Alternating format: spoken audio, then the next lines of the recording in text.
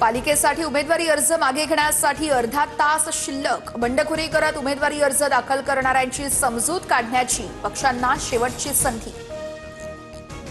पुणे आणि पिंपरी चिंचवडमध्ये दोन्ही राष्ट्रवादींची लढाई थेट भाजप विरोधात। अनौपचारिक गप्पांमध्ये अजित पवारांचं वक्तव्य।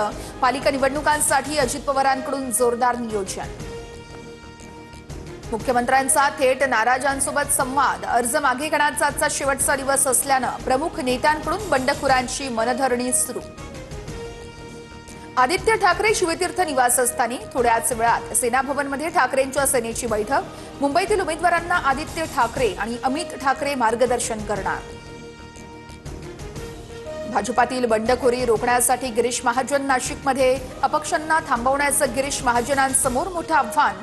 मुकेश शहाणे गिरीश महाजनांच्या भेटीला, तर महाजनांकडून शहाणेंची समजूत घालण्याचा प्रयत्न।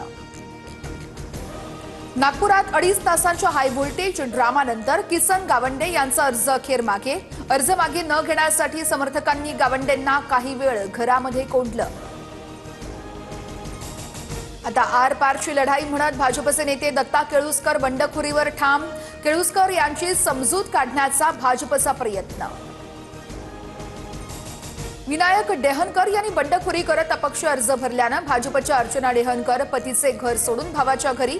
माजी महापौर अर्चना डेहनकर माहेरी जाऊन भाजपचा प्रचार करणार।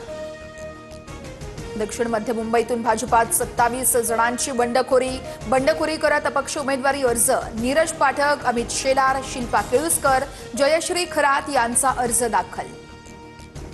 पिंपरीमध्ये 2 उमेदवारांना 2 पक्षांकडून उमेदवारी। दोन्ही अर्ज वैध, तर नीलम म्हात्रे यांना पवारांची राष्ट्रवादी आणि ठाकरे सेनेकडून, तर संदीप गायकवाड यांना पवारांची राष्ट्रवादी आणि शिंदे सेनेकडून उमेदवारी।